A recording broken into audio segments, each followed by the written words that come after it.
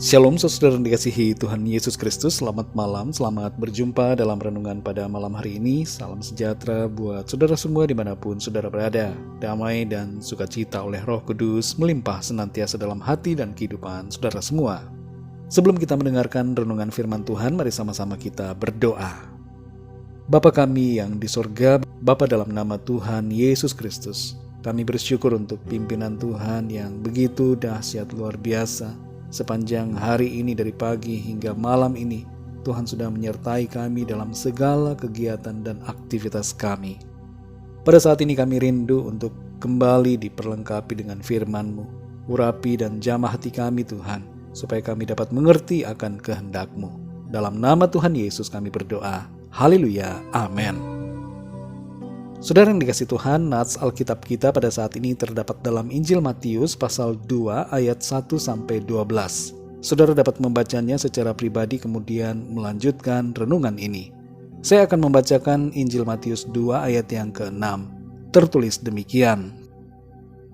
Dan engkau Betlehem, tanah Yehuda, engkau sekali-kali bukanlah yang terkecil di antara mereka yang memerintah Yehuda, karena daripadamulah akan bangkit seorang pemimpin yang akan menggembalakan umatku Israel. Saudara yang dikasih Tuhan, hari-hari ini kita ada dalam masa minggu pertama Advent menjelang Natal, di mana kita mengingat dan merenungkan kembali akan kedatangan Tuhan Yesus ke dunia. Masa-masa ini merupakan saat di mana kita perlu untuk tetap terjaga, membangunkan kita dari tidur secara rohani, dan memberikan harapan akan pertolongan serta keselamatan. Sepanjang tahun ini dan tahun sebelumnya, dunia dilanda dengan pandemi dan berbagai masalah yang mengikutinya, yang berdampak pada berbagai aspek kehidupan kita. Namun kelahiran Kristus selalu memberikan sukacita dan harapan. Masa sebelum kedatangan Kristus adalah masa kegelapan dan penuh dengan beban ketidakpastian. Tapi syukur kepada Tuhan, karena Ia memberikan harapan. Ini adalah waktu bagi kita untuk melihat jauh ke dalam hati kita dan menemukan kehadiran Tuhan dan mengalami jawabannya, baik di masa sebelum Kristus lahir secara lahiriah maupun di masa sekarang.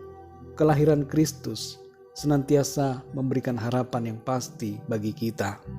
Dan Advent juga berbicara tentang penantian kita akan kedatangannya yang kedua kali, yang memberikan pembebasan.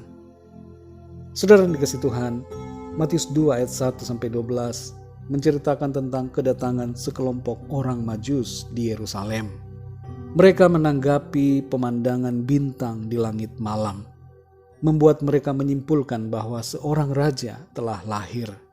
Mereka mencari-cari informasi dan akhirnya sampai kepada Raja Herodes. Bukannya gembira, Herodes menjadi terganggu oleh berita ini dan merasa bahwa itu merupakan sebuah ancaman bagi kekuasaannya. Herodes kemudian bertanya kepada para pemimpin agama Yahudi di Yerusalem tentang di mana Kristus yang dinubuatkan itu akan dilahirkan. Menurut pemahaman mereka, Kristus atau Mesias adalah juru selamat yang dijanjikan dan ditunggu-tunggu, yang akan membebaskan dan memerintah atas bangsa itu. Pesan Injil Matius menyatakan tentang perbedaan antara harapan yang disampaikan mereka dan kebenaran yang sebenarnya. Dalam Matius 1 ayat 21 tertulis tentang malaikat Tuhan yang berkata bahwa Yesus akan menyelamatkan umatnya dari dosa mereka. Jadi Ia datang bukan untuk menjadi raja secara lahiriah yang duduk dalam pemerintahan, tapi Ia datang untuk menjadi juru selamat, raja secara rohani bagi kita semua. Para ahli Taurat dan imam memberitahukan berdasarkan suratan Nabi Mika pasal 5 ayat 2 dan 2 Samuel 5 ayat 2 bahwa Kristus akan lahir di Betlehem, di tanah Yehuda. Sekalipun itu adalah kota atau desa yang kecil, tapi dari sana akan lahir seorang juru selamat dan Mesias. Tuhan tidak memilih lahir di kota besar atau kota lain yang lebih terkenal, tapi sebuah desa yang kecil. Sekarang ini tentunya berbeda, saudara. Bethlehem di masa lalu dengan Bethlehem di masa sekarang jauh berbeda. Bethlehem sekarang ini telah menjadi sebuah kota berpenduduk sekitar 100.000 orang. Tapi dulunya adalah sebuah kawasan desa yang kecil. Saudara yang dikasihi Tuhan, peristiwa kelahiran Tuhan Yesus memberikan harapan bagi kita. Ia memilih sebuah kota atau tempat kecil yang tidak terpandang. Dan ini memberikan makna bahwa ia selalu memperhatikan kita. Mungkin ada di antara kita yang merasa begitu kecil, tidak berharga, tidak terpandang, dikucilkan atau tidak berarti. Sadarilah hal ini, saudara. Tuhan mau hadir dalam kehidupan kita karena Ia mengasihi kita semua. Dia tidak memandang rupa, karena baginya kita semua berharga. Kesediaan Tuhan untuk memperhatikan yang kecil menunjukkan bahwa Ia mau menjangkau semua orang. Ia tidak datang dalam kemewahan atau dalam keadaan mulia secara duniawi, tapi Ia datang dalam kerendahan dan mau dekat dengan orang-orang yang kecil. Saudara yang dikasihi Tuhan, mari kita menyadari bahwa ada harapan bagi kita semua di dalam Tuhan Yesus. Ia menjadi sumber kehidupan bagi kita. Ia membebaskan kita dari dosa dan menyelamatkan kita. Ia memelihara kehidupan kita di bumi sampai ke sorga dalam kekekalan. Mari bersukacita, saudara, dan selalu berpengharapan karena Tuhan peduli dan mengasihi kita. Mari kita berdoa, saudara. Bapa kami yang di sorga, Bapa, dalam nama Tuhan Yesus Kristus, kami mengucap syukur untuk firman-Mu yang mengajar dan memberikan kami kesadaran betapa luar biasanya kasih dan perhatian-Mu kepada kami semua.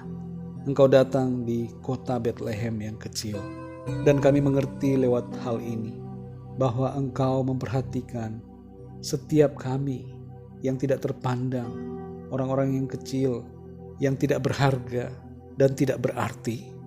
Engkau mengasihi kami, Engkau mau menolong kami, menjangkau kami dan menyelamatkan kami. Kami bersyukur karena Engkau, ya Tuhan, Allah yang mau merendahkan diri, mengosongkan diri-Mu menjadi sama seperti kami manusia untuk menebus dan menyelamatkan kami. Ajar kami, ya Tuhan, untuk selalu menyadari akan kebenaran ini dan bersukacita serta berpengharapan karena Engkau. Engkau sungguh sangat baik, ya Tuhan. Kami bersyukur oleh karena kasih karunia-Mu. Pimpin kami terus, ya Bapa. Sertai kami dalam perjalanan hidup kami, agar kami senantiasa kuat di dalam Engkau, terus ada dalam sukacita dan pengharapan, oleh karena kasih karunia yang Tuhan limpahkan. Berkati kami, ya Tuhan, di sepanjang malam ini. Lindungi kami dengan kuat kuasa dan kasih-Mu. Kami berdoa bagi setiap yang sakit, yang dalam kelemahan, dalam pergumulan, agar Tuhan Engkau menolong. Yang lemah Tuhan kuatkan, yang sakit Tuhan sembuhkan, yang susah Tuhan hiburkan, yang terikat terbelenggu dosa dan kuasa kegelapan, Tuhan lepaskan dan berikan kemenangan. Dan yang sedang dalam masalah persoalan, Tuhan berikan jalan keluar dan pertolongan-Mu yang ajaib bagi setiap mereka. Terima kasih Bapa. Kami percaya berkat damai sejahtera dan kasih karunia Tuhan senantiasa berlimpah dalam hidup kami.